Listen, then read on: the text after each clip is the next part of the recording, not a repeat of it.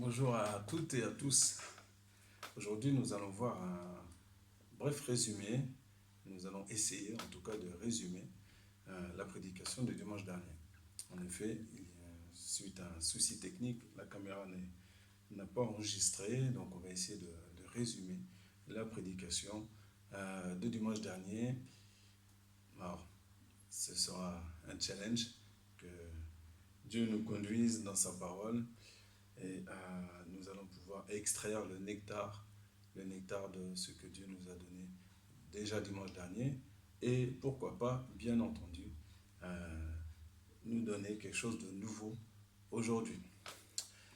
Nous allons voir l'histoire d'une femme qui s'appelle Léa. Léa qui est femme de Jacob, l'une des femmes de Jacob, puisque Jacob avait entre autres donc Léa et Rachel. Nous allons voir les histoires entre Léa et Rachel. Alors, nous allons aller directement dans Genèse chapitre 29 verset 31. On va faire en deux parties. On va commencer donc la première partie, Genèse chapitre 29 verset 31 à 35. La Bible nous dit ceci. L'Éternel vit que Léa n'était pas aimée et il la rendit féconde, tandis que Rachel était stérile. Léa devint enceinte et enfanta un fils, à qui elle donna le nom de Ruben, car elle dit, l'Éternel a vu mon humiliation, et maintenant mon mari m'aimera. Elle devint encore enceinte, et elle enfanta un fils, et elle dit, l'Éternel a entendu que je n'étais pas aimée, et il m'a aussi accordé celui-ci, et elle lui donna le nom de Simeon. Elle devint encore enceinte, et enfanta un fils, et elle dit, pour cette fois mon mari s'attachera à moi, car je lui ai enfanté 3 fils. C'est pourquoi on lui donna le nom de Lévi. Elle devint encore enceinte et enfanta un fils, et elle dit, cette fois je louerai l'Éternel. C'est pourquoi elle lui donna le nom de Judas, et elle cessa d'enfanter. Gloire à Dieu. Ça c'est la première partie. C'est la partie sur laquelle nous nous sommes arrêtés dimanche dernier, où le titre du message était « Cette fois je louerai l'Éternel ». Nous avons une femme qui est sœur aînée de Rachel, mais qui n'est pas aimée de Jacob. Jacob a dû travailler, pour ceux qui connaissent l'histoire, déjà, on va faire rapidement, on va expliquer le contexte. Jacob a travaillé 7 ans pour obtenir le marché qu'il avait conclu avec son oncle Laban, le père de Rachel. C'était de travailler 7 ans pour obtenir la main de sa fille. Et lorsque ces 7 ans sont passés, celui qui a trompé Ésaü s'est fait tromper lui-même à son tour, et on lui a donné Léa. Et Léa était donc la plus âgée, donc il fallait la marier, coûte que coûte si j'ose dire, il fallait trouver quelque chose pour la marier. Cependant, Jacob aimait Rachel, donc il a travaillé encore 7 ans supplémentaires pour Rachel. La preuve de l'amour qu'il avait envers Rachel. Il a vu Rachel et il a aimé Rachel. La parole nous dit que Rachel était belle de visage, belle de taille. Et la parole nous dit que Léa avait les yeux délicats. Les yeux délicats, c'est-à-dire une traduction qui est un peu sommaire, mais les yeux un peu tendres, un peu manquant de courage, un peu craintifs.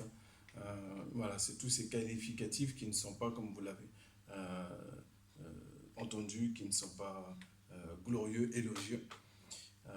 Quand tu regardes Léa, tu ne vois pas la force, tu vois quelque chose qui est fragile. Voilà. Est-ce que c'est le fait d'avoir attendu, toujours dans l'attente de se marier, d'être craintif, d'avoir peur, de ne jamais pouvoir se marier? On ne sait. Mais en tout cas, les yeux sont la porte de l'âme, et dans son regard, Jacob a vu, et donc l'état de son âme. Une partie, en tout cas, une partie de ce qui peut se laisser voir. Voilà, donc, premier fils, Ruben. Ruben qui signifie voyer un fils. Réhouven, voyer un fils. Deuxième, Siméon, parce que Dieu a entendu. La Bible nous dit Dieu a entendu, donc on l'appelle Siméon. Siméon qui signifie qui entend. Lévi, le troisième qui signifie attachement. Voilà. Cette fois, mon mari va s'attacher à moi.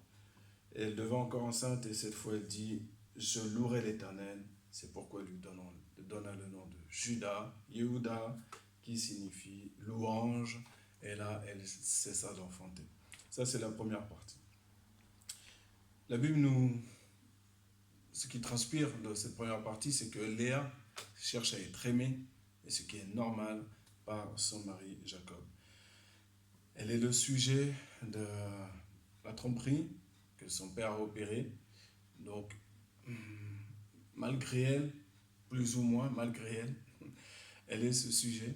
Et ça ne va pas s'effacer en un claquement de doigts.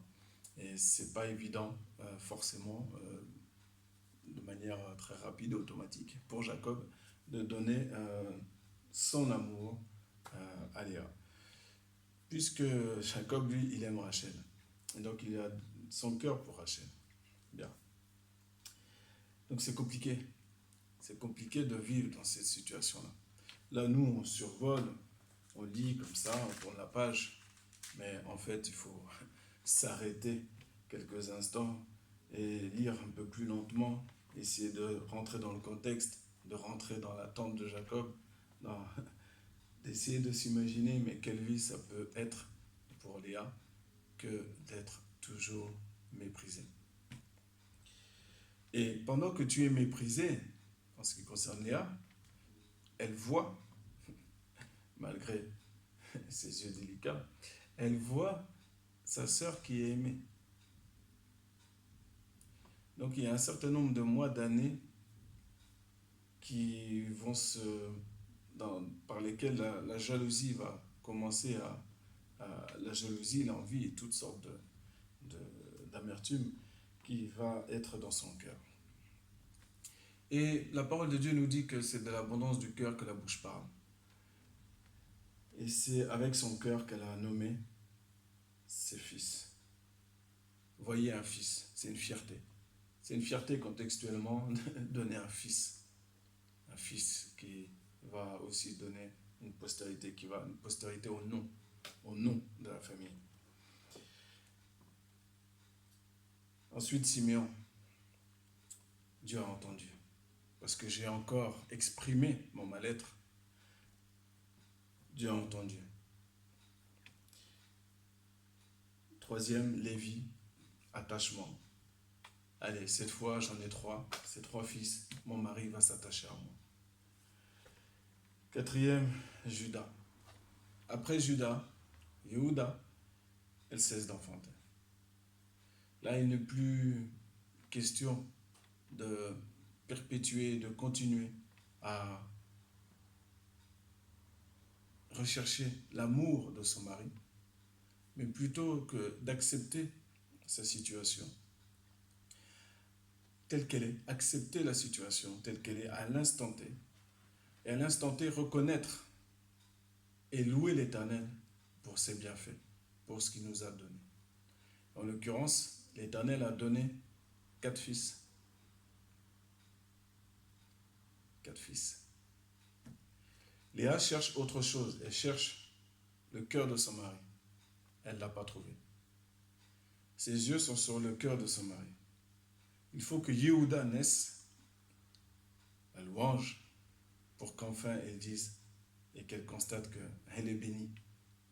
Elle est bénie dans sa relation avec l'Éternel, qui la voit, qui l'entend, et qui s'attache à elle, et qui la bénit, et qui lui donne des enfants. Et pour cela, même si Léa n'a pas encore le cœur de son mari, elle doit être reconnaissante, elle doit louer l'Éternel. Et en louant l'Éternel, l'amertume est chassée. L'amertume commence à diminuer quand elle commence à louer l'Éternel. Son état de cœur va commencer à changer petit à petit. Et ça, c'est quelque chose qu'on va voir dans la deuxième partie. Elle reste un être humain normal, d'accord? Une femme qui veut être aimée. Ce n'est pas parce qu'elle a eu 4 fils et ce n'est pas parce que le 4e s'appelle Yehuda que tout est réglé pour autant. Nous sommes faits aussi de chair. Nous sommes fragiles, nous sommes des vases de terre. Et parfois nous sommes en haut et parfois nous sommes en bas. Et ça, il faut l'accepter.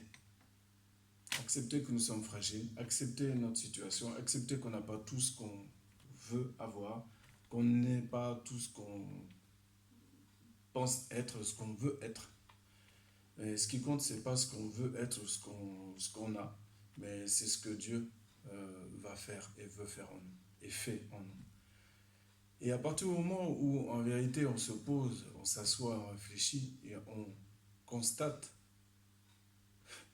ce que Dieu fait de nous, a fait de nous, on est déjà dans la projection de ce que Dieu va faire de nous. Et si mes regards sont sur tout ce que je n'ai pas, tout ce que je ne suis pas, mon esprit, mon cœur va aller dans tout ce qui est négatif, toute l'amertume, porter de l'envie à mon prochain. Mais mon prochain, c'est mon prochain. Rachel, c'est Rachel. Rachel est aimée, c'est factuel. Jacob a donné son cœur à Rachel, c'est factuel. Parce que Jacob aime plus Rachel que Léa, est-ce que cela donne le droit à Léa de laisser pousser dans son cœur des amertumes?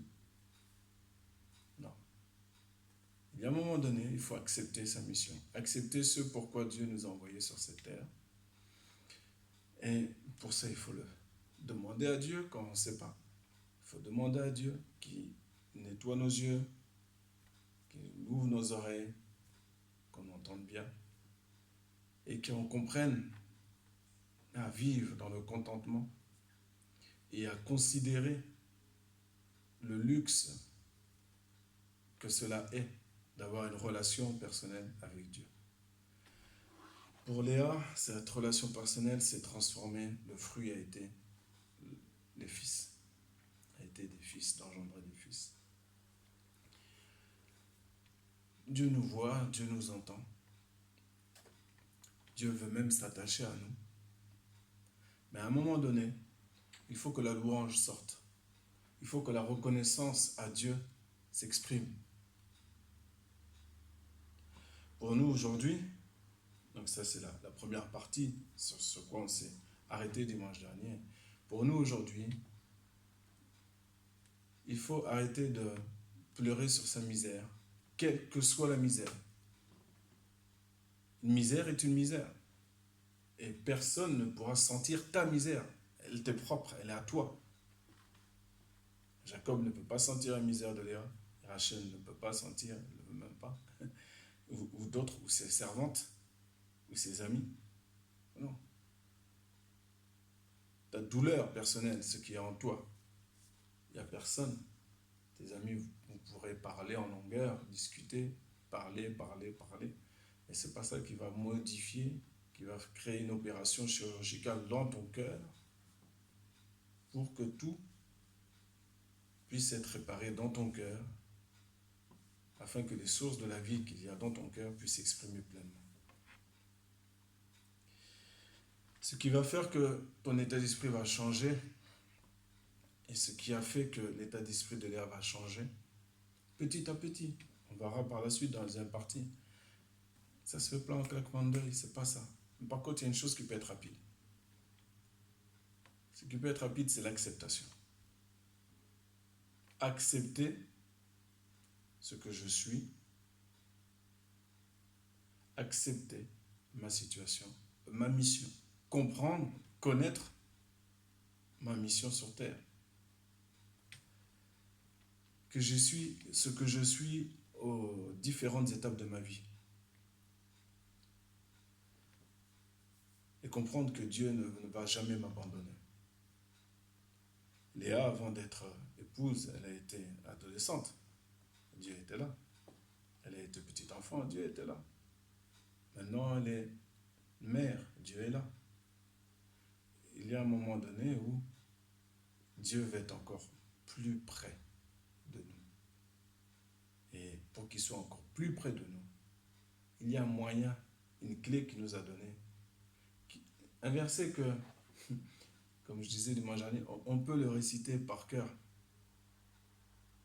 savoir où il est, etc. Des fois, on le dit, il y a plein de phrases comme ça dans la parole, et c'est normal, au fur et à mesure, on commence à connaître, on a les versets de la parole gravés dans notre cœur, dans notre esprit, il n'y a pas de problème.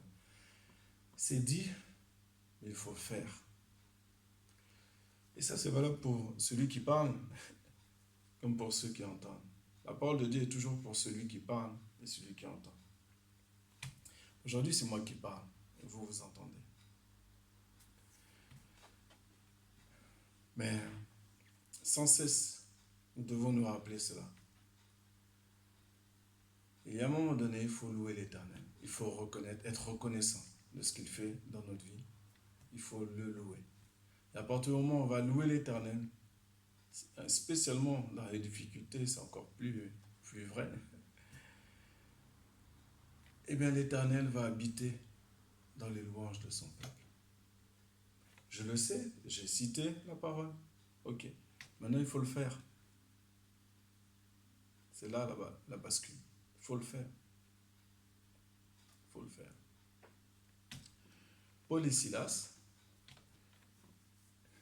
quand ils ont été emprisonnés, pour ceux qui se rappellent l'histoire, ils étaient dans une prison. Ils ne se sont pas ressassés l'un à l'autre des prédications à la figure ou des discussions sur des thèmes particuliers de souffrance, parce qu'ils souffrent, ils sont en prison. Bon. Non. Ils ont loué Dieu, ils sont passés à l'action. Ils n'ont pas attendu d'être sur un canapé moelleux, d'être dans des excellentes conditions pour louer l'Éternel.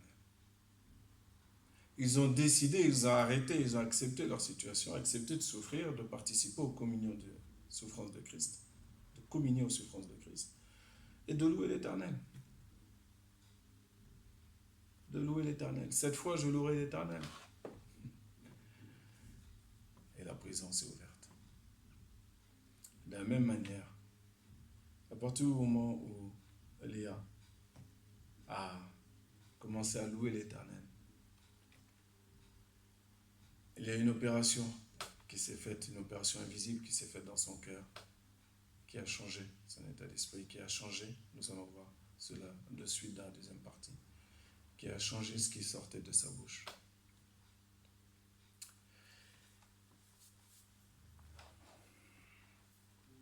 N'oublions jamais que c'est de l'abondance du cœur que la bouche parle.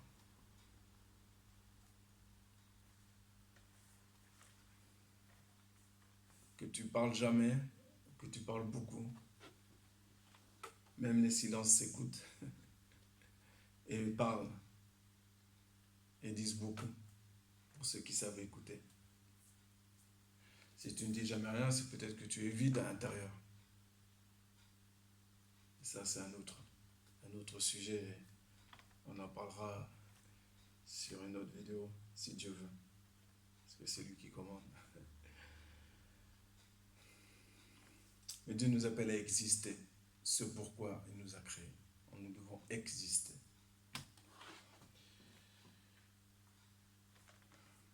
Nous allons voir la deuxième partie. Deuxième partie, nous voyons au chapitre 30, du verset 1er, on ne va pas tout lire parce que j'ai dit que c'était un résumé, mais comment résumer les magnifiques histoires de la parole de Dieu? Alors, Genèse 30, verset 1 à 24, là il va s'opérer encore une chose, c'est que le Seigneur voit et opère pour Léa, mais il opère aussi pour Rachel, car Dieu ne fait pas de favoritisme. Pas de favoritisme. Rachel aussi a enfanté. Et au fur et à mesure que Rachel enfantait, Léa voulait aussi avoir d'autres enfants. Il est revenu dans son cœur à Léa que son mari s'attache à elle. Eh oui. Nous sommes tantôt en haut, tantôt en bas. Et c'est la parole de Dieu qui nous équilibre. Nous avons sans cesse. C'est la raison pour laquelle on vous dit à chaque fois de lire la parole de Dieu. Et pas seulement ceux qui prêchent la parole, bien sûr. Non, bien entendu. Mais en tout point, la parole de Dieu nous équilibre, nous maintient, nous calme, nous donne la paix, la sagesse, pour savoir quoi faire, quoi penser, quoi dire.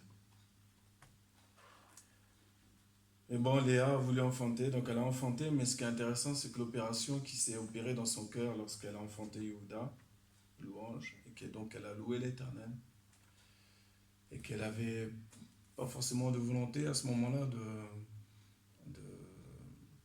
continuer à enfanter, puisque la parole nous dit, et elle cessa d'enfanter. Mais malgré tout, l'opération qui s'est faite dans son cœur à ce moment-là, eh ben, c'est là. Quand Dieu te touche, quand Dieu opère quelque chose dans ton cœur, il y a un marqueur qui est là, un marqueur positif. Et que tu le saches ou que tu ne le saches pas, cela s'entend. Car c'est de l'abondance du cœur que la bouche parle. Et on voit ton cœur quand tu parles, on voit ton cœur. Si tu es quelqu'un qui ne parle jamais, on voit ton cœur aussi. Mais ce sera un autre sujet, ça. Léa, au verset 11 du chapitre 30, va enfanter par l'intermédiaire de sa servante Zilpa. Elle va donner sa servante à Jacob, elle qui aime Jacob, hein. Mais parce que Rachel commence à augmenter le nombre d'enfants, Léa, et une partie de Léa, sa partie faible, si j'ose dire, pour moi en tout cas, puisqu'elle aurait pu s'arrêter à Yehuda. Mais elle ne s'est pas arrêtée. Elle a donc donné sa servante. Elle a fait comme Rachel. Et Zilpa a donné un fils, et ce fils a été nommé Gad. Vous voyez l'opération du cœur qui a été créée. Quel bonheur! Voilà la signification. L'acceptation et la reconnaissance. Et c'est de cette manière-là que nous devons recevoir nos enfants lorsqu'ils viennent au monde. Quel bonheur! Fils ou fille, peu importe. Quel bonheur! Et là, elle a cette expression-là. C'est marrant parce que elle l'a alors que l'enfant ne sort même pas de ses entrailles. L'enfant sort des entrailles de sa servante, Zilpa. Mais elle est heureuse. Elle est heureuse. Il s'est passé quelque chose dans son cœur. Au verset 13, elle le dira de cette manière d'ailleurs. Elle va enfanter encore un fils. Que je suis heureuse, car les filles me diront heureuse, et elle l'appela du nom d'Asser.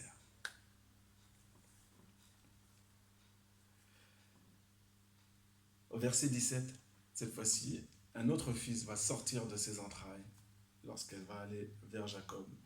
Et la Bible nous dit que Dieu exauça Léa qui devint enceinte et enfanta un 5e fils à Jacob. Léa dit, Dieu m'a donné mon salaire parce que j'ai donné ma servante à mon mari. Et elle l'appela de nom d'Issachar. C'était pas facile pour elle de donner sa servante à son mari. Elle a eu un salaire. Elle est de nouveau devenue fertile. Léa devint encore enceinte au verset 19 et enfanta un 6e fils à Jacob. Léa dit, Dieu m'a fait un beau don cette fois.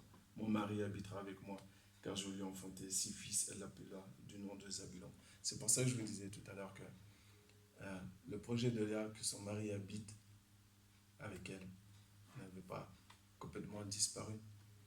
Et sur le plan humain, on peut le comprendre. Et Dieu comprend cette part de notre part de faiblesse humaine. Et de notre normalité. C'est normal qu'une femme souhaite aimer de son mari et veuille habiter avec son mari. C'est normal. Et elle a une petite dernière qui s'est appelée Dina au verset 21. Donc, la deuxième partie de ce qu'on vient de lire, on voit le basculement. Donc, ce qui sort de la bouche de Léa est différent que la première partie. La première partie, il y a une fierté, pour Ruben, une fierté pour Siméon, par rapport que Dieu a entendu, lui a donné Siméon, une fierté pour Lévi.